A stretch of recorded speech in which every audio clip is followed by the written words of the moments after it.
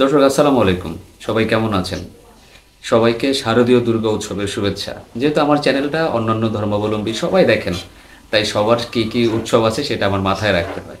তো যাই হোক, আশা করি আপনাদের পূজা খুব ভালো কাটতেছে। কথা বলতে চাচ্ছিলাম ভারতীয় নারী ক্রিকেট দল নিয়ে। ভারতীয় নারী ক্রিকেট দল নিয়ে কি বলবো? কি অদ্ভুত, কি আশ্চর্য, কি দারুণ পারফরম্যান্স ভারতীয় নারী ক্রিকেট দলের। নারী ক্রিকেট দলের বিশ্বকাপ শুরু হয়ে গেছে।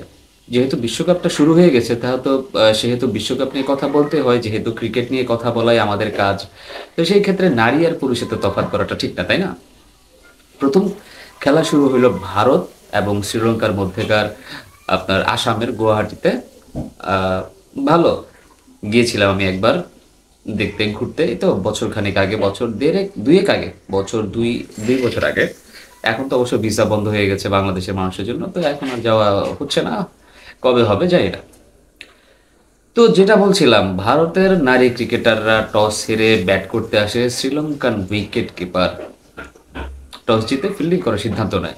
তো সেইখানে ভারত কিন্তু ভালো একটা সূচনা করেছিল। ভারত মোটামুটি অল্প রানে একটা উইকেট পড়ে গেল, তারপর সেকেন্ড উইকেট পার্টনারশিপ অলমোস্ট তারা আহ, অনেক রানটাই করে ফেলে। তো একটা পর্যায়ে এরকমটা হয়ে গেল, হঠাৎ করেই ভারতের সাথে 120 থেকে 126-এর মধ্যে 2 উইকেট থেকে তাদের টপ টপ টপ টপ করে 6টা উইকেট পড়ে গেল। ভেরি ভেরি মাচ ভাইটাল ভাই, 120 থেকে 6টা উইকেট পড়ে যায়। স্পেশালি যখন এটা নারী ক্রিকেটের ক্ষেত্রে ঘটে, তখন আপনি চিন্তা করতে পারবেন না মানে পুরুষ ক্রিকেট দলের মতো হয়তো বা 8-9 নাম্বার পর্যন্ত তাদের ব্যাটার থাকতে পারে, কিংবা বোলাররাও এত দারুণ ব্যাটিং করতে পারে। এটা অনেক ক্ষেত্রেই আমাকে যদি জিজ্ঞেস করেন, আমি কখনো এটা চিন্তা করতে পারবো না যে নারী ক্রিকেটের ক্ষেত্রেও হয়তো বা এত বেশি ডেপথ থাকতে পারে ব্যাটিং।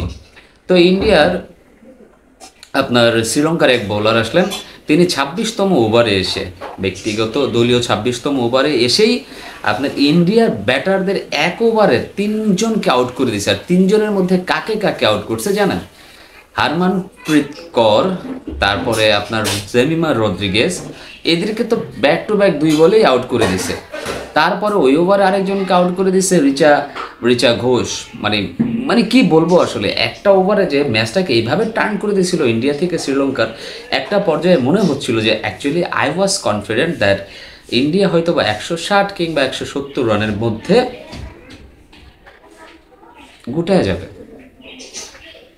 সিরিয়াসলি, সেই মহিলারা, সেই নারী ক্রিকেটাররা শেষ পর্যন্ত সেই 126 থেকে 6 রান, সেই রানটাকে নিয়ে গেছে 269 রান।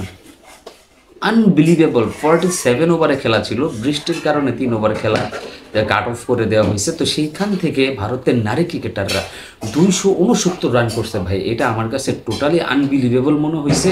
কি দারুণ ব্যাটিং করলেন আপনার ওই দীপ্তি শর্মা।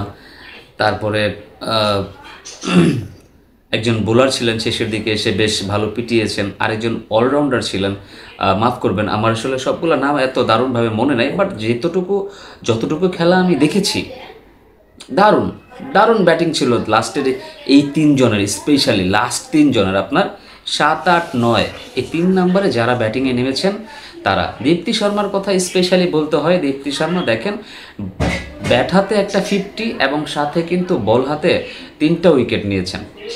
3টা উইকেট নিয়েছেন। ও, একজন হচ্ছে স্নেহা রানা, বোলার, ভারতের বোলার স্নেহা রানা। সেই স্নেহা রানা শেষের দিকে এসে কিন্তু খুব দারুণ পিটাইছে ভাই।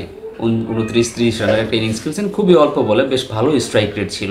তো এরকম একটা খেলা যখন দেখলাম গতকালকে ভারতের, আমি না মানে অনেকটা শকড হয়ে গেলাম, হয়ে গেলাম যে একজন নারী ক্রিকেট দলের পক্ষে কিভাবে এইভাবে খেলা সম্ভব। মানে তারা যে শর্টসগুলো খেলে না ভাই, ট্রাস্ট মি, মনে হয় যেন পুরুষ মানুষের মতো ব্যাটিংটা করতেছে। আপনি যদি মুখে কালো চশমা লাগিয়ে খেলা দেখেন, আপনার কাছে নারী পুরুষ আলাদা করতে পারবেন না।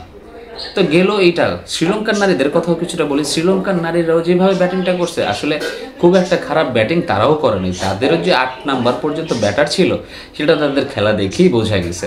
আর তারা যথেষ্ট ভালো খেলছে, ভারতের মতো একটা টিমকে যেভাবে চাপিয়ে ধরেছিল। বাট একটা জায়গায় শ্রীলঙ্কার সমস্যা হয়ে গেছে, সেটা হচ্ছে ওই যে 6টা উইকেট গেছে না, ওই 6টা উইকেট যাওয়ার পরে শ্রীলঙ্কার নারী ক্রিকেটাররা অনেকগুলো ক্যাচ মিস করছে। এই ক্যাচ মিসের মহড়া দেখতে দেখতে ভারতের স্কোরটা সামহাও 126 থেকে 269-এ পৌঁছায় গেছে। এখন এই যে যে কথাগুলো বললাম না, নারী ক্রিকেটাররা পুরুষ ক্রিকেটারদের মতো এত ভালো কীভাবে খেলে, দেখেন নারী আর পুরুষ কাউকেই কখনো আলাদা করে দেখা উচিত না, কাউকে আলাদা করে দেখাটা উচিতও হবে না। এটা হচ্ছে ব্যক্তিগত আমার মতামত। কারণ ওই যে একটা কথা, কেউ কারো চাইতে কম নয়, এটা তো একটা কথা আছে না। তো যাই হোক, ক্রিকেট কাঠামোর উন্নয়ন থাকলেই যে কোনো সব কিছুতেই উন্নয়ন করা পসিবল, সব কিছুতেই উন্নয়ন করা সম্ভব হয় যদি ক্রিকেট কাঠামো খুব বেশি শক্তিশালী থাকে। ভারতের ক্রিকেট কাঠামোটা ভাই অনেক বেশি শক্তিশালী, অনেক বেশি স্ট্রং, অনেক বেশি শক্তিশালী। তারা প্লেয়ারদেরকে এমনভাবেই তৈরি করেছেন, এমনভাবেই তাদের মানসিকতা সৃষ্টি করেছেন যেন হারার আগে হারতে হয় না। এই হচ্ছে আসলে মূল মোটো ভারতীয় ক্রিকেট দলের।